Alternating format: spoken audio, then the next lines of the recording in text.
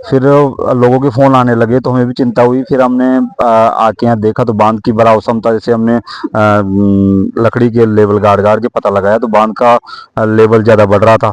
फिर हमने पाइपों में पानी नहीं आ पा रहा था, तो फिर हमने और सरपंच साहब ने, पंचायत के सब लोगों ने, सब युवाओं ने ये देखा कि यार बांध को बचाना है, वो पाल पे मेहनत की है, उसको बचाना है। तो फिर हमने, ये रोड जा रहा है, यहाँ ऊंचाई का क्षेत्र है, उधर पानी बचा हुआ है, फिर हमने इसको जेसीबी से यहाँ से कटवा दिया। कटवाने के बाद में जैसे जैसे कटाव बढ़ता गया और ये फिर डाउन हो गया, अब पानी काफ़ी मात्रा में निकल गया। लेकिन हालांकि फिर भी अभी भी इसमें कम से कम 40% पानी बचा हुआ है।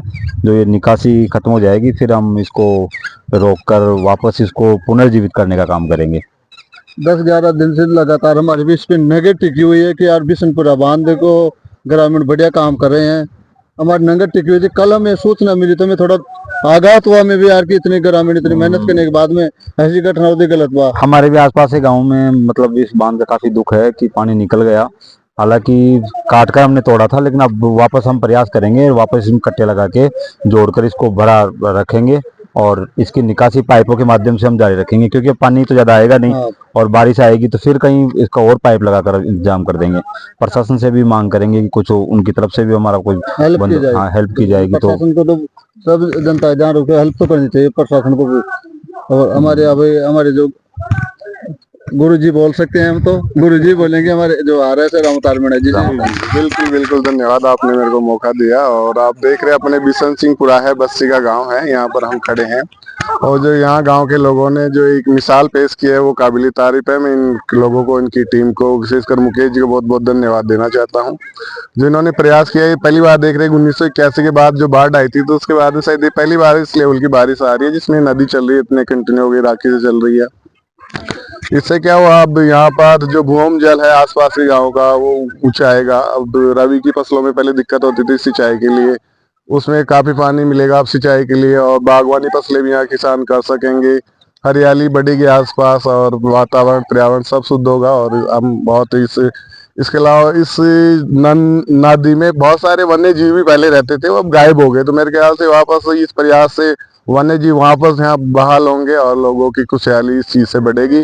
मैं बिशन सिंहपुरा गांव के सभी साथियों को बहुत बहुत धन्यवाद देना चाहता हूं कि शायद ऐसा जो उदाहरण है मैंने आसपास के गांव में कहीं नहीं देखा। हम लोग गुजारिश करते रहते हैं प्रशासन से, सरकार से, बाकी उन्होंने व्यक्तिगत लेवल पे, गांव के लेवल पे जो किया वो बहुत ही काबिल तारीफ इनका प्रयास। धन्यवाद, बहुत बहुत धन्यवाद रामदार जी, जो इस गांव की जो एकता का परिचय दिया। भाई क्या किया तो ये हर गांव में होना चाहिए ऐसी चीजें, जिससे गांव की एकता बढ़ेगी, गांव में आयात निर्यात बढ़ेगी, यहाँ से मालूम फसल ज्यादा पैदा होगी तो उससे बेरोजगारी भी खत्म होगी।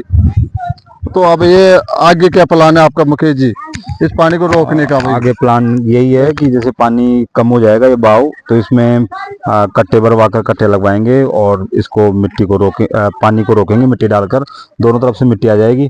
फिर पानी को रोककर पानी को दोनों पाइपों के माध्यम से निकासी करेंगे। जरूरत पड़ी तो और भी पाइप लगाएंगे ताकि इसमें पानी बचा रहे, और पानी को बचाकर फिर जल जीवन में भी हमारा काम आएगा, जीव जंतुओं के भी काम आएगा और इसकी जल स्तर भी बढ़ेगा।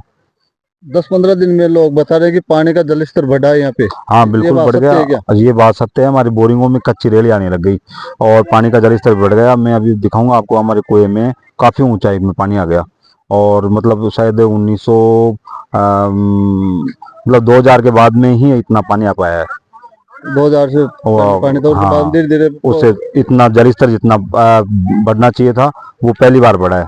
लगभग 25 साल से जल स्तर के जो लेवल है वो ज्यादा ऊंचाई पे पहुंच गया है। भाई सर 1 साल तक पानी भरा रहता तो अपने मान लो पानी के लेवल जल स्तर बढ़ेगा, तो कितने गाँव पर फर्क पड़ेगा इससे? अब जैसे इस बांध में, ये बिशन सिंहपुरा में बांध बनाया गया है, इसके अलावा रूपपुरा है, पीपलिया है, खिजुरिया ब्राह्मणान है, पालावाला जाटान, खिजुरिया जाटान, बराला, सांबरिया, ये नीचे के जो तराई के क्षेत्र हैं उसमें तो तीव्र गति से जा रहा है। और इस दून नदी की विशेषता यह है कि इसमें नीजर चलते हैं, ऑटोमेटिक ही जमीन के अंदर पानी प्रवाहित होता है। अंतर जिस प्रकार से अंतर नदियां बहती है उस प्रकार से अंतर पानी बहुत तीव्र गति से बहता है। जैसे उस किनारे पे फर्क पड़ेगा कि दूसरे किनारे में भी इस पानी का? बिल्कुल बिल्कुल, दूसरे किनारे में तो बहुत ज्यादा फर्क पड़ रहा है, क्योंकि उधर जैसे नीचे के क्षेत्र, जैसे अपन बात करें संतोषपुरा, बड़ा पदमपुरा और शिवदासपुरा, बल्लूपुरा और खाजलपुरा, और हाँ बिल्कुल इसका उधर भी बहुत ज्यादा फर्क पड़ रहा है, बहुत ज्यादा फर्क पड़ रहा है। और पानी की आवक से पहले यहाँ कौन कौन से वन्य जीव होते थे जो अब नहीं देखने को मिल रहे हैं यहाँ पर इस नदी में आसपास? यहाँ पर पहले वन्य जीव रहते होंगे। पहले वन्य जीव विभिन्न प्रकार के वन्य जीव थे। पहले कंटीले झाड़ियाँ, कंटीले पेड़ पौधे ज्यादा हुआ करते थे। अब ये कूचे वगैरह जो जंगली घासें ही यहाँ पर रह पाई है। अगर छायादार वृक्ष होते तो पक्षियों की जो प्रजातियां हैं वो विभिन्न प्रकार की, उनको बैठने के लिए यहाँ पे स्थान नहीं है।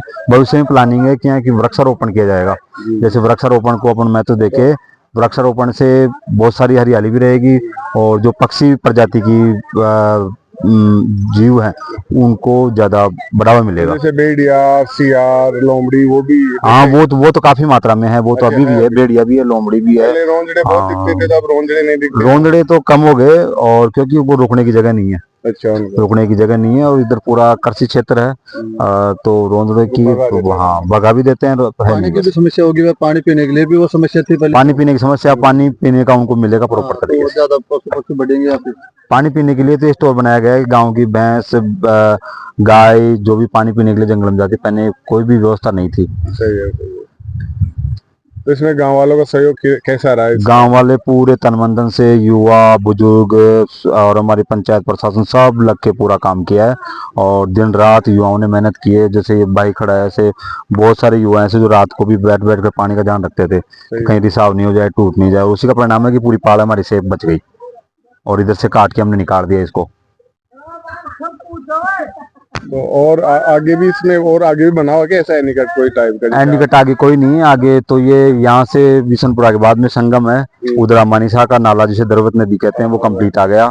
इसके बाद में फिर ये यहाँ से बहकर पीपलिया के पास मिल जाता है, हमारे गांव की सीमा में। तो ये शायद पीलूखेड़ा में जाकर, हाँ, ये सांबरिया, छांदेल, कोटखावदा के रास्ते होते हुए सीधा पीलूखेड़े के मंदिर में जाता है। पीलूखेड़ा में जाता है सीधा। ये